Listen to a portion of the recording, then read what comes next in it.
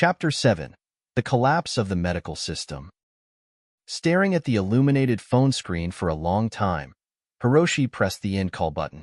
No matter what had happened between them before, once Momo had uttered those words about sending Kiko away, their relationship was severed cleanly, irreparably. After ending the call, Hiroshi put on his cotton coat and stepped out. He planned to check on the growth of the radiation-resistant vegetables in the planting area. Although the data indicated that radiation-resistant seeds could mature on the current soil, this was the first time planting them, and unforeseen issues could arise. These vegetables and rice were crucial supplies for Hiroshi, and there couldn't be any mistakes. Entering the greenhouse, he was greeted by warm, humid air. A fist-sized luminous object floated in the air, providing precious light to the greenhouse, enabling the chlorophyll in the plants to complete photosynthesis, absorbing energy from the light to grow. This was the artificial sun, obtained from the starter package. It could provide light energy for 300 days to crops covering an area of 100 square meters. In fact, the artificial sun had no physical form but was a source of energy. Name: Artificial sun. Energy: 300. Can provide necessary ultraviolet radiation for life forms. Energy item: can be split into multiple light sources. The artificial sun's description was detailed. Its role was to replace the sun. Moreover, the note in parentheses indicated that the artificial sun could be split into multiple parts. For instance, an energy source of 300 that could provide light to 100 square meters could be split into two energy sources of 150, thus providing light to 200 square meters, but only lasting 150 days. It's essentially diluting one energy source. Considering the growth cycles of these new crops and the dispersed layout of the greenhouses, Hiroshi had split it into 20 parts. Though this greatly increased the energy consumption, it also significantly sped up the crop yield. Once the first batch of crops was harvested, he could finally relax a bit. Squatting in front of the seedbed, Hiroshi turned on his inspection flashlight. The seeds planted in the afternoon had already sprouted some tender green shoots by evening. Radiation-resistant vegetable sprouts. Growth: 9%. Growth status: good. Time to maturity: 65 hours. Note: it's still very delicate and needs 8 hours of light per day, sufficient water, and your careful attention. Standing up, he saw the seedbed in the distance, filled with dense green sprouts, lush and vibrant, like a beautiful painting. Yes, the sprouts were healthy and growing well. Hiroshi couldn't help but clench his fist in triumph.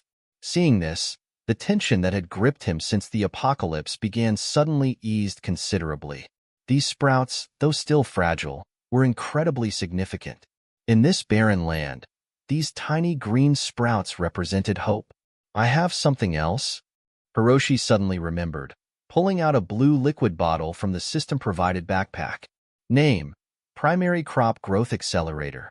Usage: dilute 100 times with water before applying. Acceleration effect: radiation-resistant, 10-fold. Ancient herb, 3-fold.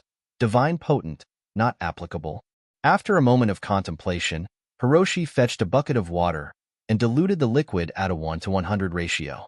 Carefully, he poured the diluted solution over a row of sprouts, watching closely. A sudden change occurred. Within seconds, the soaked sprouts began to grow visibly faster. Radiation-resistant vegetable sprouts. Growth: 10%, 10-fold acceleration. Time to maturity: about 6 hours. Feeling a dry mouth, Hiroshi marveled at the system's capabilities. To shrink the growth period 10-fold was astonishing. This meant by tomorrow morning, he could harvest the first batch of crops. Unable to contain his excitement, Hiroshi opened the system's store, using his remaining points to exchange for a kilogram of ancient herb seeds. Without minding the dirt, he planted the ancient herb seeds, also using the growth accelerator on them. This wasn't a spur-of-the-moment decision. It was a plan he had during dinner. Before the apocalypse, he thought he was well prepared. But now he realized many essentials were missing, especially medicines. With the entire city's medical system paralyzed, any illness he or Kiko contracted could be fatal. Ancient herb crops might play a crucial role at some point. Better safe than sorry. Ancient herb seeds. Growth, 1%, 5-fold acceleration. Time to maturity, 48 hours. After planting all the ancient herb seeds, Hiroshi stood up, looking at the land beneath his feet. In this apocalypse, this plot of land would allow him to live comfortably. Raising his fist to the sky, he couldn't help but laugh. To those who left me, watch closely. I will not only survive this apocalypse, I will thrive, living better than anyone else. At this moment, covered in mud, Hiroshi felt a surge of joy. In South City, at Stardust Pharmaceuticals, the general manager's door was abruptly pushed open. A young man sitting at a computer frowned. He was handsome, with a hint of arrogance between his brows and a cunning glint in his eyes. Seeing the woman entering, he adjusted his gold-rimmed glasses, hiding his anger. When he looked up again, a signature friendly smile was on his face. Deputy General Manager Sally, is there something you need? He stood up, smoothing the wrinkles on his suit sleeves, smiling. The woman, about 25, was stunningly beautiful, dressed in professional attire. Her black and white eyes shone with a cold light, and her exquisite features were as if carved from jade. Her skin was flawless, her demeanor exuding a proud aura. She walked up to his desk, pointing angrily. "Jack, what are you thinking? The world is in chaos, and the entire city's medical system has collapsed. As a pharmaceutical company, you should be leading your employees to actively assist the hospitals, donating equipment and medicine, fighting the disaster, not having them sit in the office, posting online to find some so-called doomsday profit."